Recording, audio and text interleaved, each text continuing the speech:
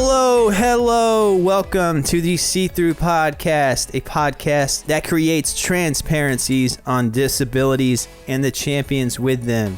I am the host, Lance Johnson, and I live, create, and podcast from Brooklyn, New York, with a retinal eye disease called Retinitis Pigmentosa, or RP for short. This episode marks the 32nd episode of the podcast.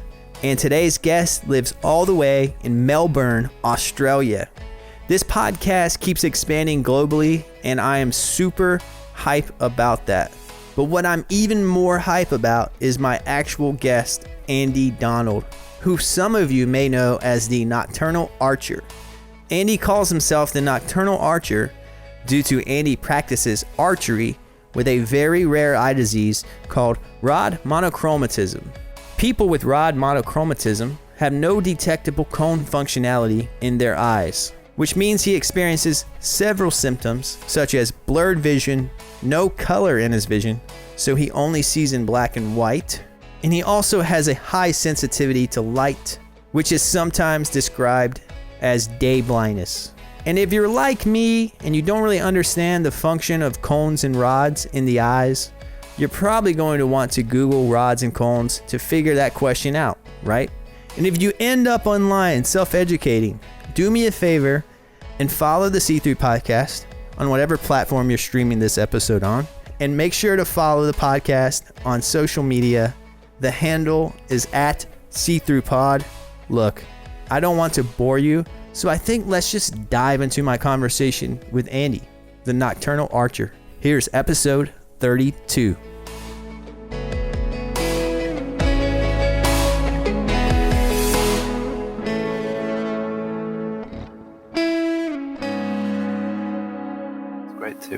Great to meet you face to face. Definitely. Yeah, no, I'm really excited. Yeah, I'm excited to chat with you, man. You're the first guest I've had from Australia. Cool. Yeah, where specifically are you in Australia? I'm in Melbourne. Okay. Yeah, down in Victoria, which is down south on the east coast. I'm originally from Brisbane, which is up in Queensland. Bit more subtropical up there, and Melbourne is definitely a bit colder, a bit rainier, bit gloomier, but yeah, it's a really cool city, pretty big city compared to Brisbane, second only to Sydney in size. Okay. It's quite spread out. We like our space here. We've got a lot of it. Yeah, and you in particular, you like your space because your main thing you do is archery. Yeah, well, at the moment, and certainly according to my Instagram page, Nocturnal Archer, I post almost only archery stuff. But I'm actually a professional musician. And have been since I left high school. I'm a music teacher. Piano and voice and an early childhood music teacher here in Melbourne, and I've been a performing musician for coming up on close to a couple of decades now. Oh, okay. So since I was a teenager, really. Yeah, I saw on your Instagram that you did music, but I didn't know that it was your career. That's very cool. What instruments do you play?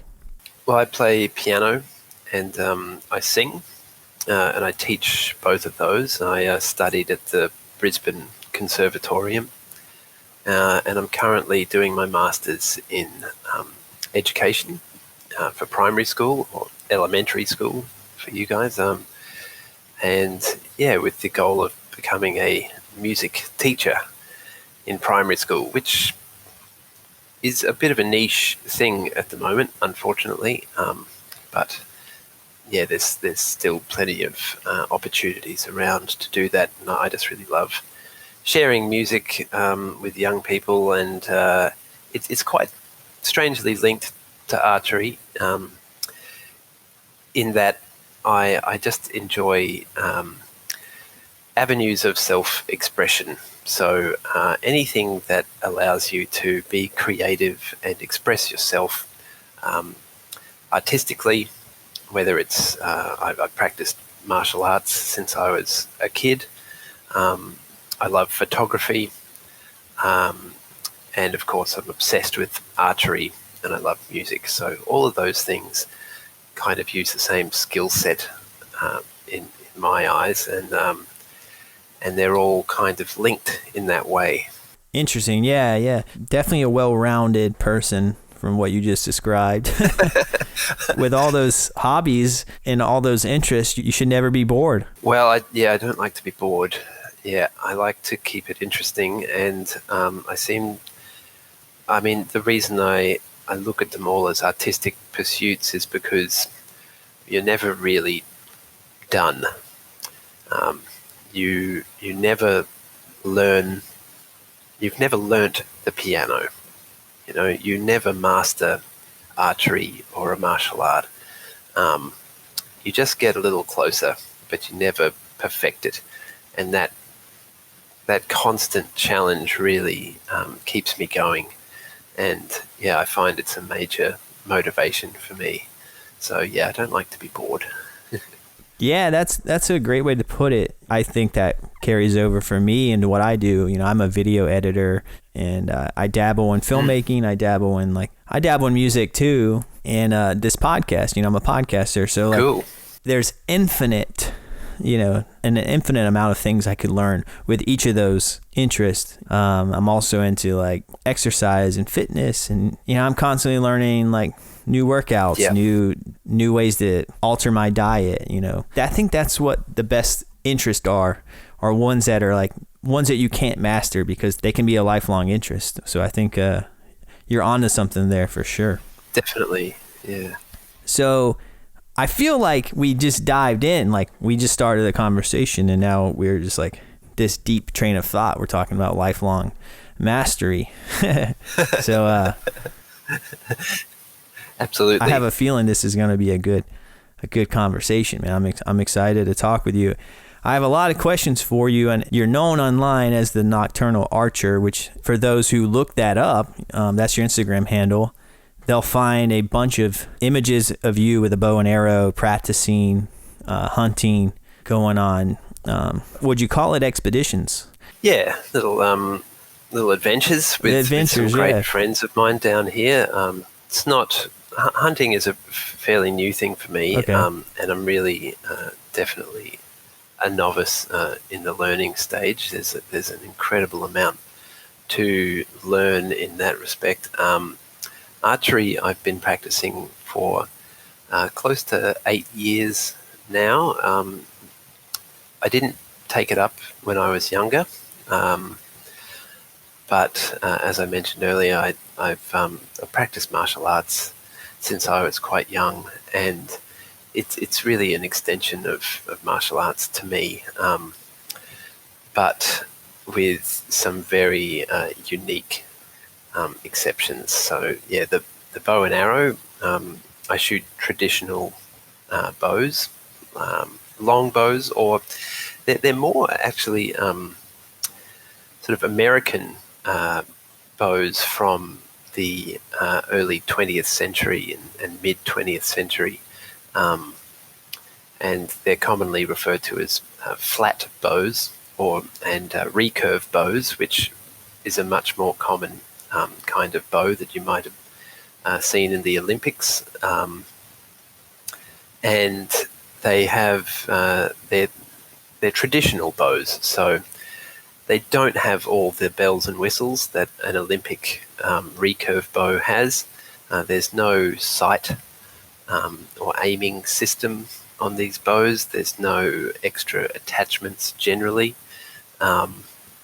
And really what you've got is a stick and a string and an arrow. And it's really about mastering a technique. It works for me because I'm a vision impaired person, and if I use a bow sight or something that requires a lot of fine focus and visual acuity, then it puts the emphasis on my vision, which then, puts me at a bit of a disadvantage, really. So the approach to shooting the bow and arrow that I use is known as instinctive archery, and that can kind of be related to throwing a baseball, or bowling a cricket ball would be more Australian analogy, or kicking a soccer ball. You can't aim those things. There's no sight system to aim when you kick a football. You just look at where you want it to go, and you put your body in the right position to do so. And yeah, it's quite instinctive. It's kind of a bit also like the old gunslingers from the West, shooting from the hip. You're using your kinesthetic awareness and your proprioception to feel your body align with the arrow, and place it where you want that way. So I still use my vision to shoot my bow. It's just, it's not,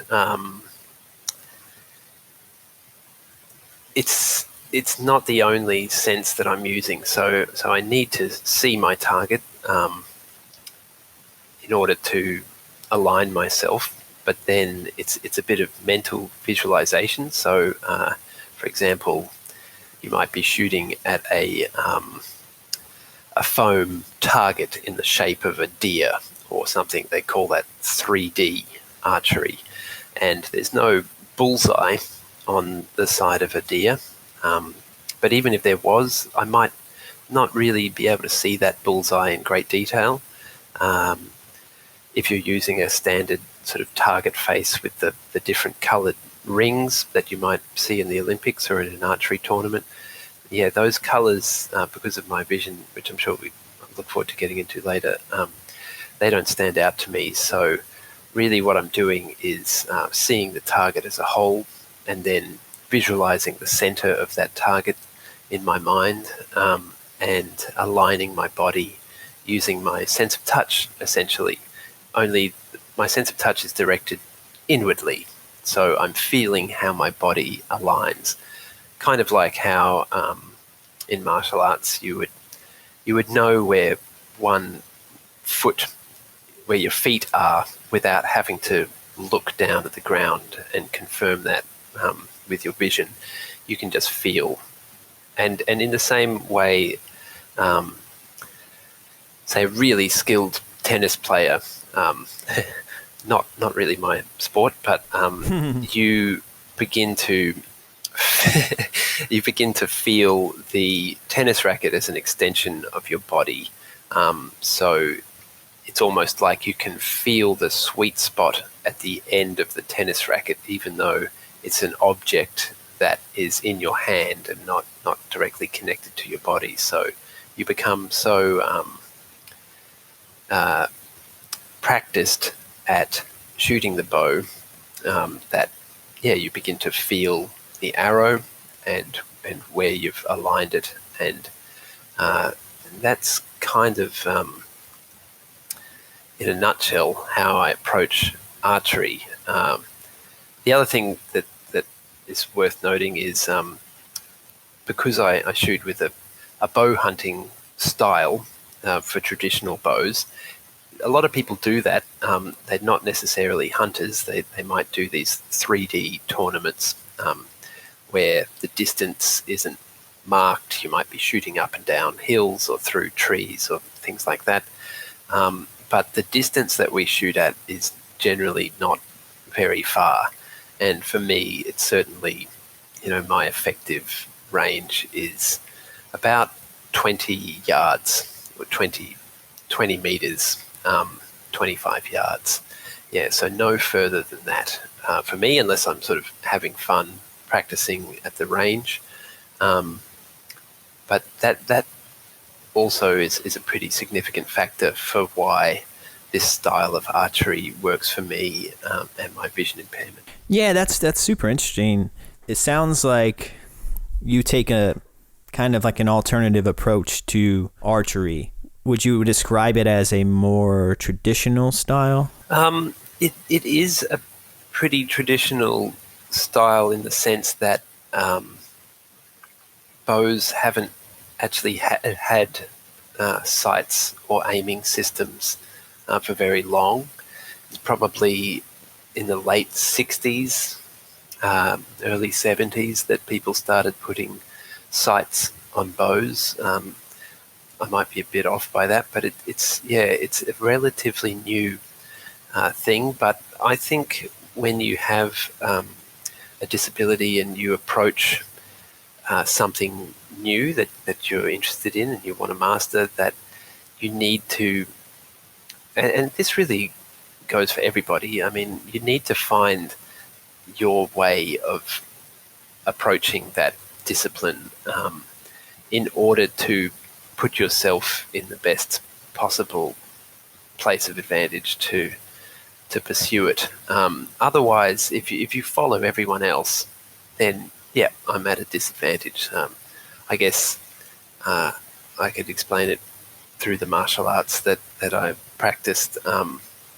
If I wanted to go down, if I wanted to do boxing with boxing gloves on my hands, and that's a very, very visual martial art. You've got blindfolds on your hands. You can't really feel much through your fingertips, and you're always out of, you're not allowed to really clinch and wrestle in that kind of martial art. So that puts me at a big disadvantage. I love to challenge myself by boxing with friends of mine that box, but more in the past, I must say. But in order to make it work for me, I've found martial arts that rely more on your sense of touch, like Wing Chun, Kung Fu, and the submission grappling arts like Brazilian Jiu Jitsu, which are almost entirely reliant on your sense of touch, and sight really doesn't give you any advantage at all in a martial art like that. So I think you need to find your own approach to put yourself in a position of advantage. And if you can do that, then you might be surprised in the right conditions. For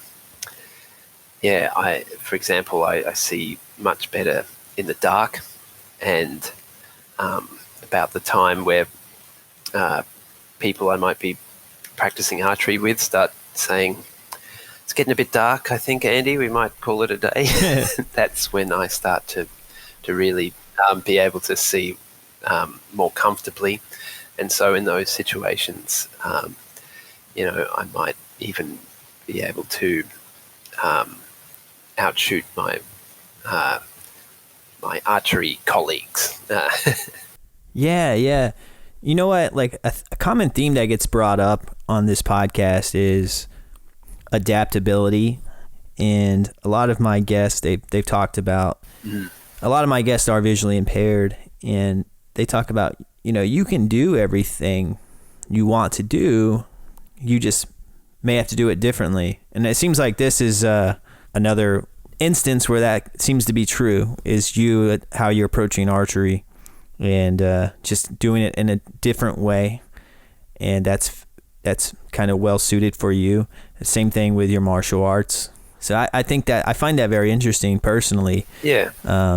And I've had a former guest on the podcast, actually. His name's Angel Adorno, and he he's completely blind, and he practices Brazilian Jiu Jitsu, and he basically convinced me to get involved in it.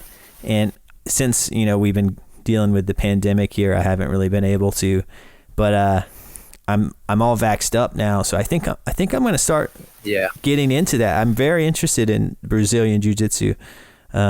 Would you recommend it for me? That's fantastic. Yeah, I would highly recommend it to anyone that's to anyone. But if you're vision impaired or blind, it's just a fantastic martial art, because you really are competing on a level playing field in most respects. It's also fantastic martial art for self-defense. The Wing Chun Kung Fu is sort of like the stand-up striking equivalent of Brazilian Jiu-Jitsu, in that it's often referred to as how to fight in a phone booth. It's an excellent martial art for self-defense. It's it's usually dealing with multiple opponents, but that analogy of a phone booth is about the fact that you always want to be in contact with your opponent, and that's how a lot of real life situations occur anyway. So you use your fingertips on your opponent, on their elbow, to know exactly where they're moving, and it's often practiced with blindfolds. They have a drill called chi sao, sticky hands, where you're in contact with your opponent the whole time. Wing Chun was made very famous by Bruce Lee, although he adapted what he learnt from my grandmaster William Chung, who lives and teaches here in Melbourne. Oh, wow. And taught Bruce Lee before he moved to Australia to open up a school, and I was lucky enough to study under schools set up by Grandmaster William Chung. You want to be in contact with your opponent the whole time, and the idea is that your touch reflex is something around 3 times faster than your visual reflex, and I sort of think of it as if you've got your visual reflex is a wireless connection. So the information has to go into your eye, be processed by your brain, and then turned into some kind of action or reaction. Whereas your sense of touch, that's plugging in a direct link, and as soon as you receive that information through your kinesthetic awareness, through your sense of touch, it doesn't really need to be interpreted as much as a visual image. You put your hand on something hot, you immediately pull it away. It's just an instinctive reaction. And so, Brazilian Jiu-Jitsu is a lot like that. It's a highly technical art, like Wing Chun. They both deal with scenarios in which you might have the disadvantage in terms of size or strength, or being outnumbered, and for that reason, they're quite unique.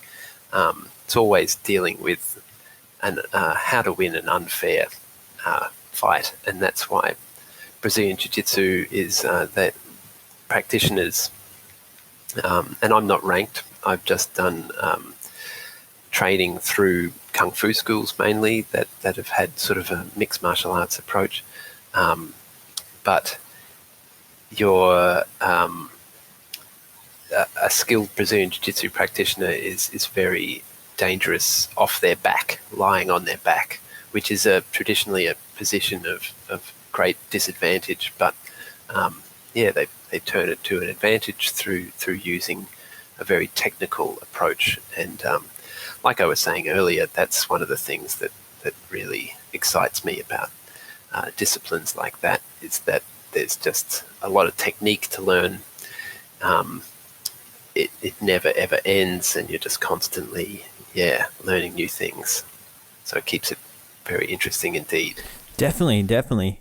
I'll have to get back to you on it once I get going with it. We'll have to swap notes and things like that. Yeah, great, Lance. Yeah, but I want to touch on something we haven't touched on yet, and it is your visual impairment. And is it called, I may pronounce it wrong, is it rod monochromaticism?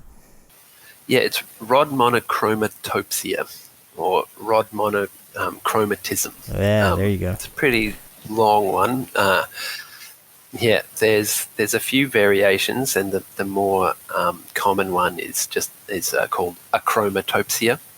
Rod monochromatopsia is a more severe condition, and it's categorized by I see with my rod cells only.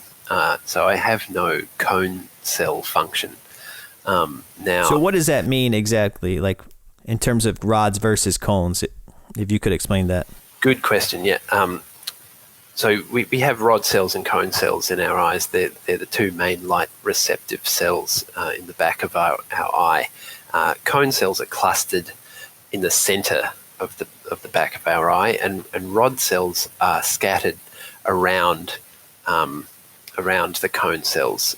So cone cells are functional during the day or when you have a light source. They also are responsible for your central vision, your fine focus vision in the center of your eye, something that someone might use to read a street sign across the road or to read a book at arm's length, to focus in on something in fine detail. They also react to light, and they help to see under the blue spectrum of light. So yeah, they allow you to see during the day, basically, or when you walk into a brightly lit 7-Eleven at night or something like that.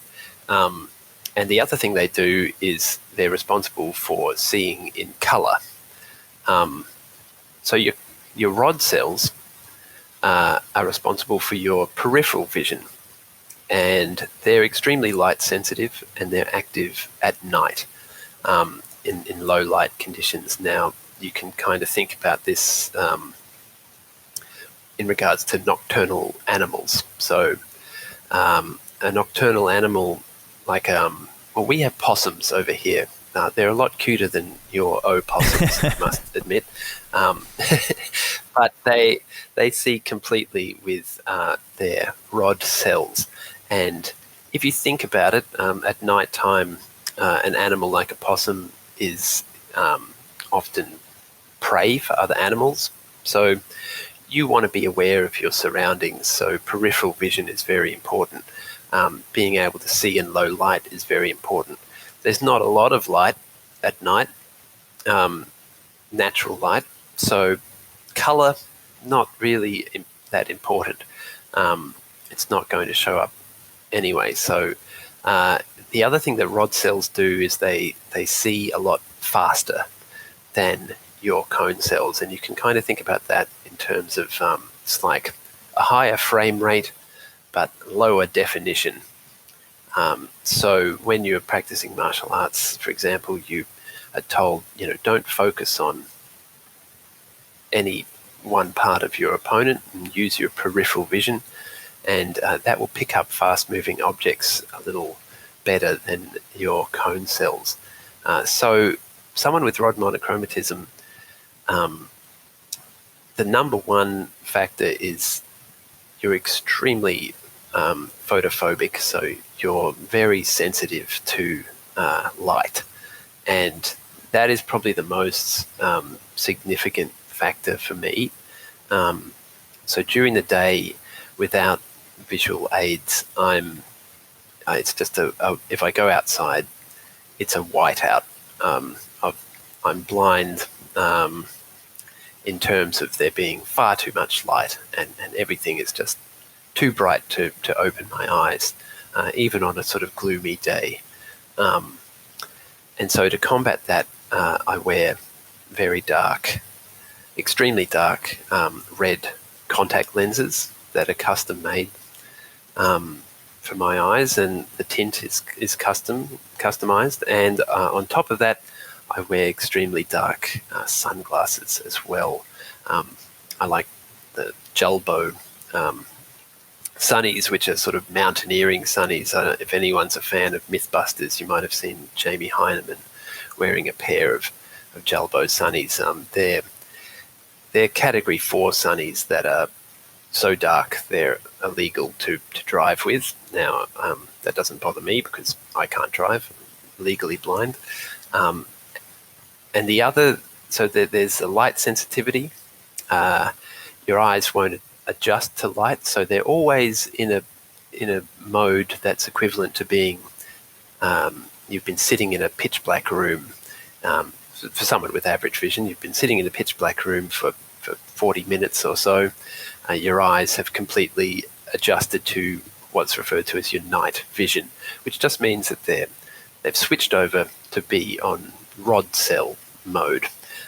If you open your phone and have a look, that light will instantly trigger your cone cells to come back online, and you'll need to readjust for another half an hour, 40 minutes in darkness to your night vision again.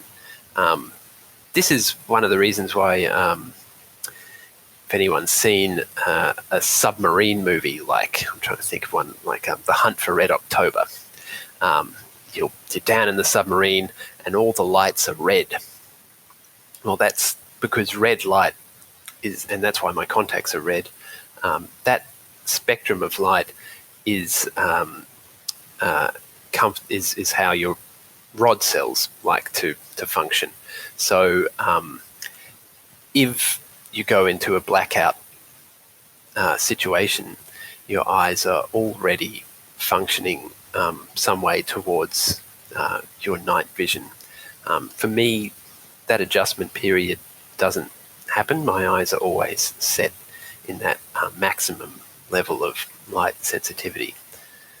So that's the major factor. But seeing only with your peripheral vision also means that you have very low visual acuity, and you're unable to sort of focus in on things. It's kind of, I guess, I mean, I've had this condition all my life, and it doesn't degenerate. So it's a very abstract thing for me to imagine that you can see any other way. But from what I gather, the way I see is quite flat. There's no point in my vision where I'm able to focus in on something. It's kind of the opposite of tunnel vision. There's a blind spot right in the center of my eye, but I don't notice those things generally. Your brain is very good at covering that up, and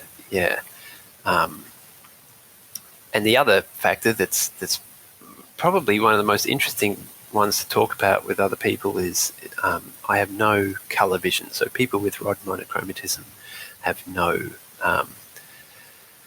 sense of color. It's a bit different to being colorblind in some of the more common varieties of getting colors sort of mixed up, or seeing some colors but not others. It's just it's a monochrome kind of, I guess it's black and white. Yeah. But once again, that's a very, very abstract thing to try and wrap your head around when you've never seen color. So yeah, for me, I see in black and white, I think. Yeah, that's very hard for me to wrap my head around. I love photography, and black and white photography is, I used to shoot a lot on film and develop my photos at home, and that kind of, that was a great creative outlet to sort of explain what catches my eye, as opposed to color. You're more captivated by shapes and textures, and contrast is a very big one. So like black and white, tiles on a diner floor, that's like a bright flamboyant color to me, if that makes sense. Like the when the contrast is really high, that's what sort of catches my eye. Yeah, you have your own kind of colors, and it's all more about textures and contrast is kind of what sticks out to you. Absolutely. Which is yes, very cool, very cool. And that does pair well with black and white film photography, because I shoot some film photography myself, and cool. Black and white, yeah, you have to think about it differently. You have to think about it a lot differently, because it's more of what you described, like textures and contrast, and I'm a big fan of black and white photography. Yeah, I mean, it all looks sort of black and white to me, but being able to show someone a visual scene that looks amazing to you, and force them to see that through a monochrome sort of lens is a really cool way of expressing that, I think, and just one of the reasons I love photography. And sometimes friends will say, "Oh, the sunset is amazing right now. The sky is just stunning." And I got to admit, it just doesn't do it for me. Like when it's probably making some amazing colors, I assume it's color they're talking about. If there's some clouds on the horizon and the sun's shining through them, and there's this intense contrast between the setting sun and the clouds and the sky, and maybe some beams of sunlight, that's exciting to me. But it's got nothing to do with the colors of the sunset. Yeah, that makes total sense. And what I find interesting about all this is I have retinitis pigmentosa, and I'm sure you probably heard of it at some point, but it's quite the opposite of yours. Yeah. It's like I don't see well in dark scenarios at all, and my peripheral vision is what's diminishing. And it's kind of interesting to hear your perspective, because it's the opposite of what I go through. It literally is the opposite. Yeah, your night vision. I don't know a lot about it, but I do have several friends that have the same condition, and because your rod cells are diminishing, it affects your night vision, and I assume, and do you experience a bit of tunnel vision-like symptoms? Yes. So my peripheral is kind of gone, and it kind of varies. It's not like a perfectly symmetrical circle. I think when a lot of people think of like tunnel vision, they think of it as like looking through like a binoculars, or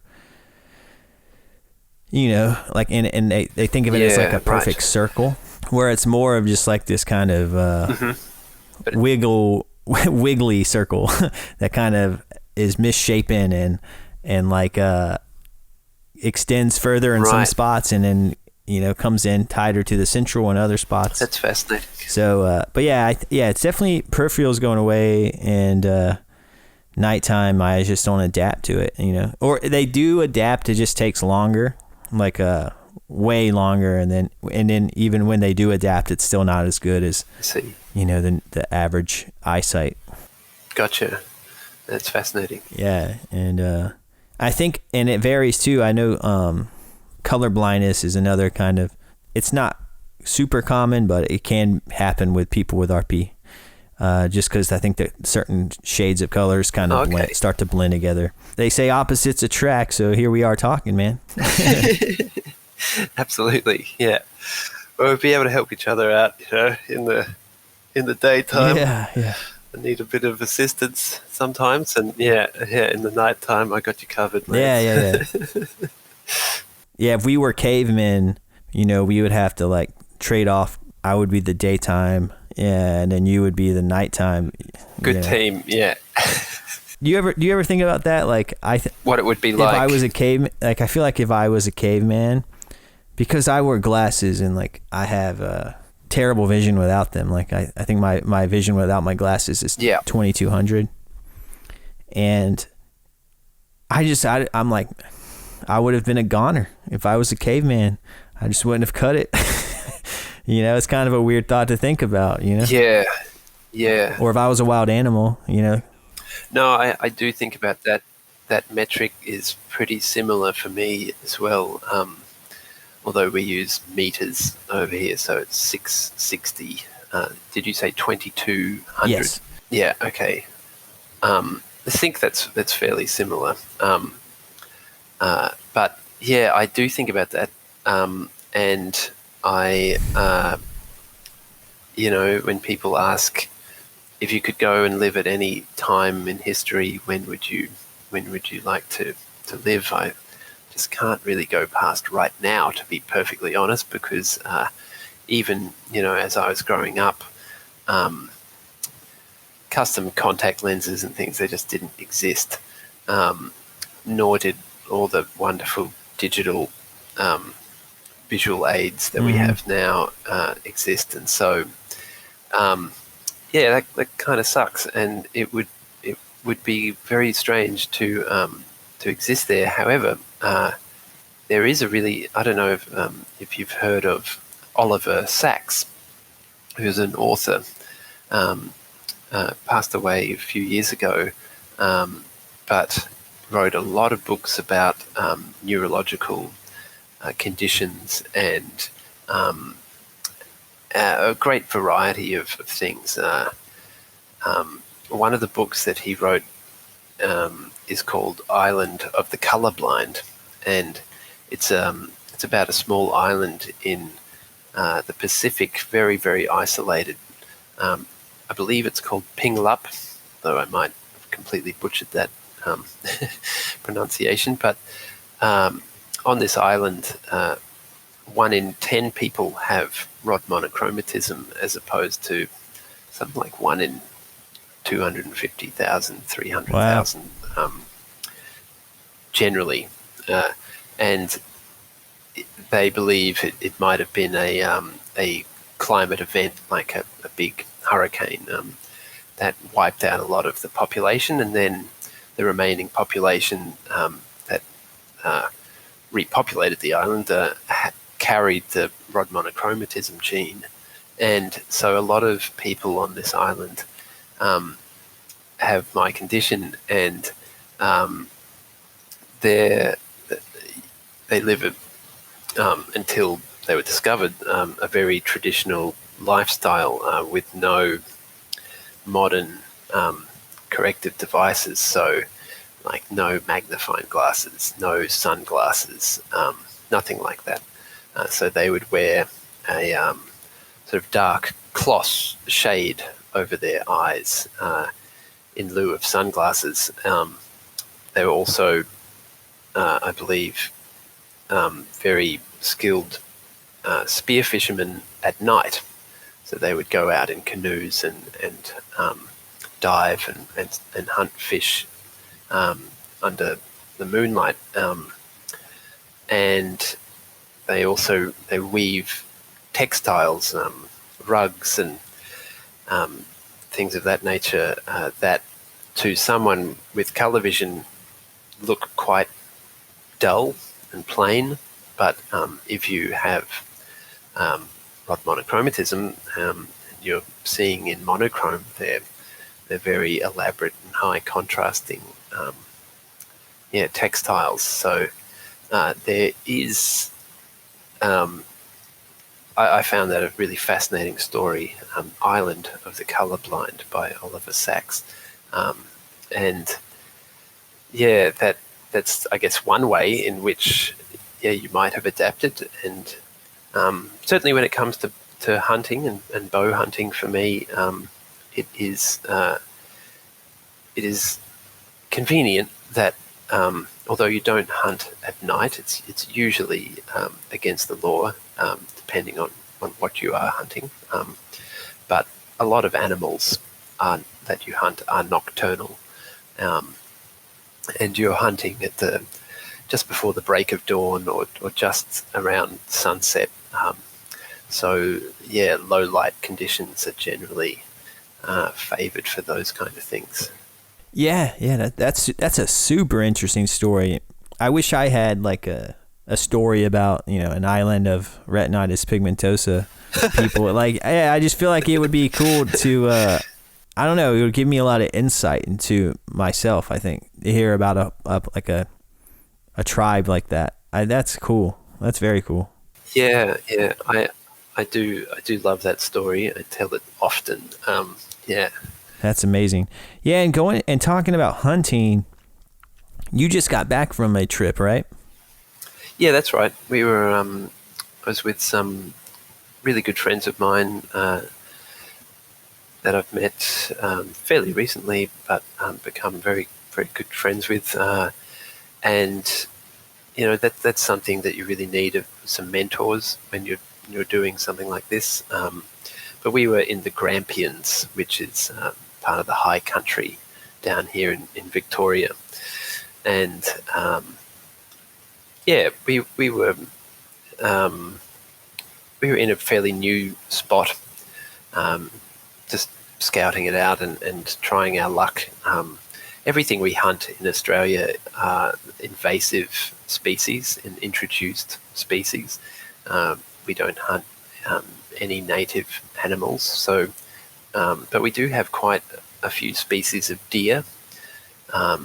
We have feral pigs, like most places do, feral rabbits, goats, water buffalo up in the Northern Territory and in the tropical regions, Asiatic water buffalo. We've got Arabian camels running through the desert. We've got terrible plagues of feral cats out west that cause, and all of these animals cause a huge amount of damage to native flora and fauna. So it's I think it's a very positive thing to, and of course we're always hunting for food. So that's the primary reason, and we're trying to turn an invasive pest into a sustainable resource that we can bring some positives to. We had no luck at all on this latest trip. Okay. But there's just so much to learn about this sort of stuff, about tracking, and even for me, just the little things like moving silently through bushland and forest is a skill that I'm still developing, and not being able to. Once again, it's about finding a way to adapt that for you. So I can see well enough not to trip over something at my feet, but it's so critical to step in the right place so you don't even crunch some dry leaves or some bark on the ground or snap a twig. So in addition to looking where I'm going, which I always am, I'm just getting used to feeling what's under my feet, even through my hiking boots, and stepping very carefully and moving very slowly. And so, yeah, that was a tremendous opportunity to sort of practice some of those skills. And I guess the other thing that is very important to me is just, I go at my own pace. So I have no expectations when it comes to this sort of, when it comes to hunting. If I'm struggling to see something, then, it would be very unethical to take a shot at any animal, and we have to get very, very close. Within 10 meters is a good distance, which would seem absurdly close for anyone that's hunted with a rifle. But that's the part of the skill and appeal to me. But like I was saying, if the opportunity isn't there for me, then I just let it go. And so opportunities don't come very often with traditional bow hunting, especially. And for me, they come a little less regularly, and that's completely fine with me. And that's been my philosophy since I've since I've begun learning about hunting. And luckily, like I said, I've got some really good mentors, and they've helped a lot. Yeah, good mentors. They're hard to find though, But I agree completely. Good mentors can be very helpful, especially when you're learning something so technical. Absolutely. I respect your philosophy on whether or not you take the shot or not. It's just part of the approach to being ethical. Just a lot of people, if you don't drive, and a lot of visually impaired people can relate to this, it's really hard to get out into wild spaces. I agree. To natural landscapes. I don't drive, you can't catch a bus out there. Yeah. So for me, just being out there is a real thrill. And as I was alluding to earlier, there may be opportunities that present themselves to me that feel perfect, that to my friends, it might be too dark for them to take that shot, but for me, it's perfect. So there are exceptions where, my eyesight gives me weirdly an advantage under just the right circumstances. But when you're involved in something like hunting and there's life and death on the line, that kind of frustration is just not relevant to me, because it's such an important part of being ethical, and that's, I would not have gotten into hunting if it wasn't for these keeping these principles really close to me. So I respect that a lot. It's not something that's that mainstream in Australia. I respect that a lot, man. I think you have to have good ethics when it comes to hunting. I've never hunted myself, and I grew up in the South, here in the United States, and hunting's pretty common in North Carolina where I grew up. But my family doesn't hunt. Yeah, right. But I have friends who do, and I think I always respect my friends who hunt and they actually eat the meat, and versus just for the sport of it. Absolutely. Yeah, it's not a sport for me. It's not at all a sport.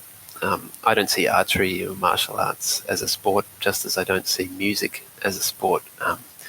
And people do see music as a sport in some regards. There are competitions and things like that, but they're all art forms and means of self-expression to me. So that's a great way to think. I need to tell myself that sometimes.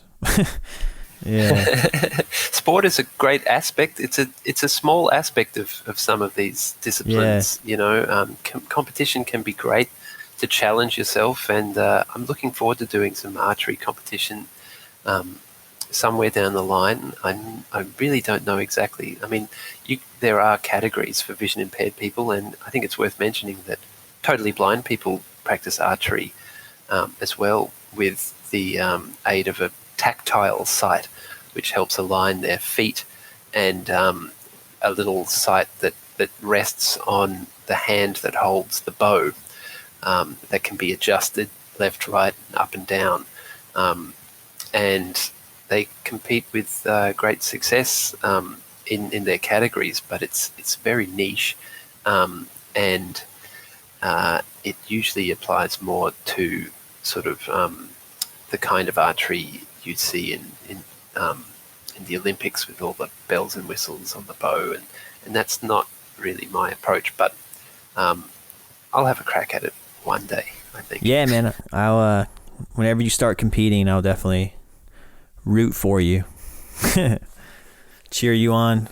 Thanks. Via Thanks, Instagram. mate. I don't think I'll be able to fly out to Australia, but I would love to.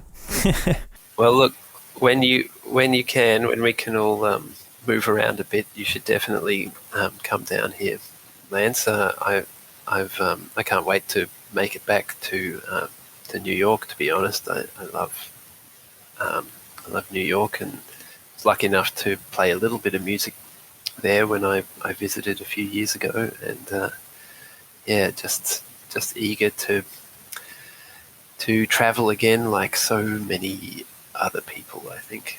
Yeah, definitely. And if you're ever in New York, you'll have to hit me up, and we'll grab a drink or a coffee or something. Yeah, I sure will. Sounds great. So I found you online on Instagram, and I highly recommend everyone listening to check Andy out on Instagram. What is your handle? It's nocturnal_archer. Nocturnal alluding to my vision being a lot better at night. And you can find me on Instagram. It's pretty much I'm almost exclusively on Instagram, and that's the best place to find me. Send me a direct message, and I'd love to connect with other vision impaired blind people especially interested in archery, but really just sharing our experiences, and adaptability is always welcome. So that's where you can find me. Yeah, and that's what caught my eye about you. You know, this podcast really hangs its hat on adapting, and that's kind of why, you know, I'm visually impaired, but I interview anyone in the disability community because what I'm interested in is how people adapt to their disability. So that's why you were very fascinating to me, because, you know, like we talked about, you have the opposite of what I have when it comes to our vision, and you know, you're making archery work for you, and then you're also this very well-rounded, you know, person. You're a teacher, musician. You even craft your own arrows. You know, like you seem to be like a man of many trades, man. I respect it, and I just find it very fascinating. So I knew for sure you would make a great podcast guest, and I was right too. Oh, thanks, Lance. Yeah, traditionally that all of those things are referred to as being a gigantic nerd, and I think that sums it up perfectly.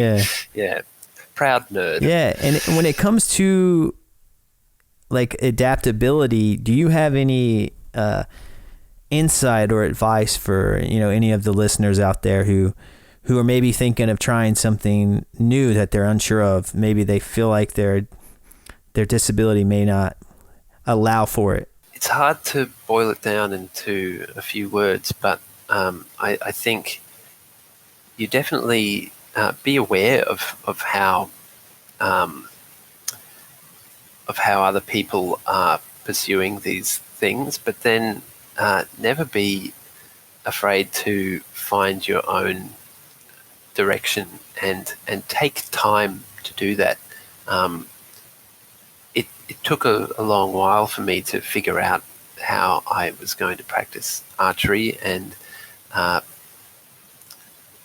you know, there's never any shortage of people that want to try and tell you how you should do it or how they think you should do it, but maybe take the time to just you know yourself best, particularly when it comes to your disability. You know where your strengths and weaknesses are, and take the time to have a think about that.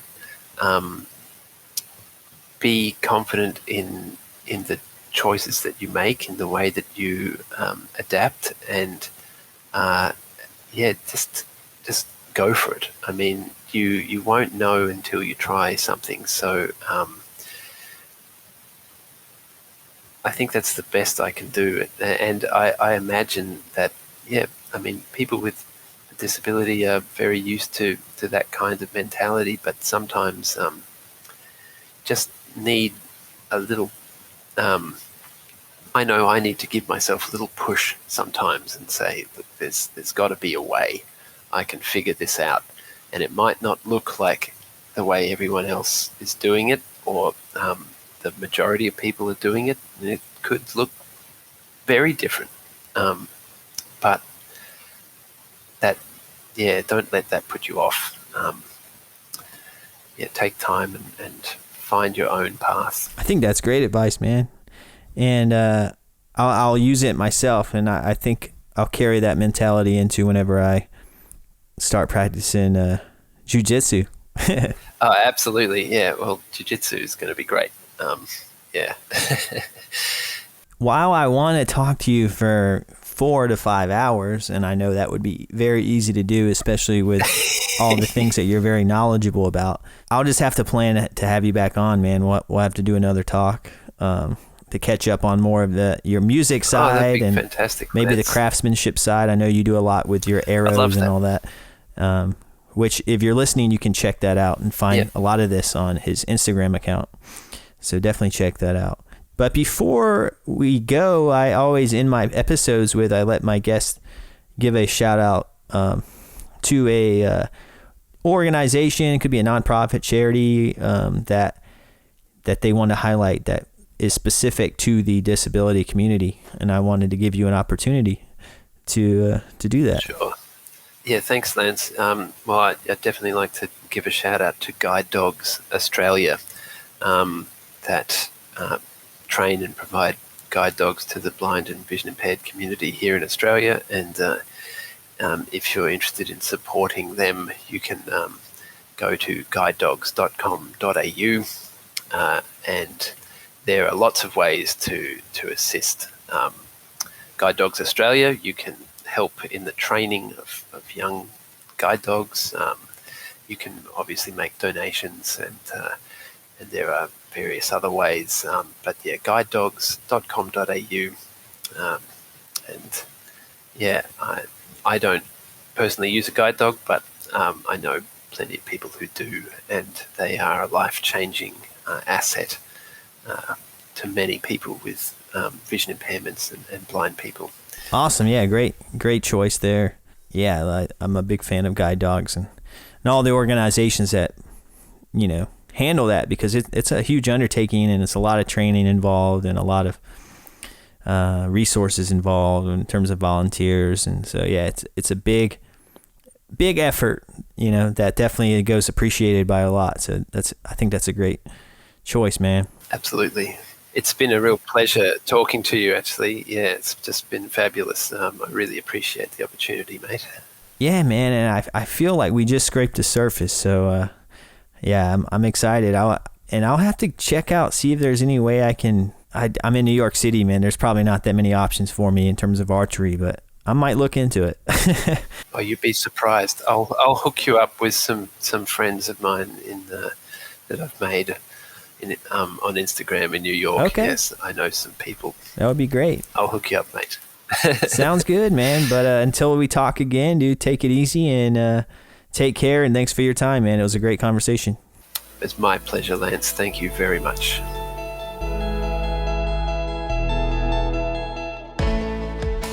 And there you have it.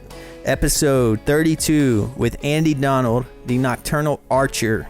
And if you want to learn more about Andy or this podcast, check out the links in the show description. The next episode marks the year anniversary of this podcast, so you'll definitely want to check in next week. I have a really special episode coming to everyone. And if you're new to the podcast, I release podcast episodes every Sunday, so I hope you'll tune in again next week, and the week after that, and the week after that, the week after that, and the week after that. If you haven't yet, make sure to follow the podcast on social media. The handle is @SeeThroughPod. And if you're listening on YouTube, do me a huge favor and subscribe to the channel. And if you're listening on Apple Podcast, you can do me a huge favor by rating the podcast and leaving a short, little nice review. Or you could write an essay. Up to you. And for all other info on the podcast, just visit seethroughpod.com. And until next week's episode, stay transparent, everyone.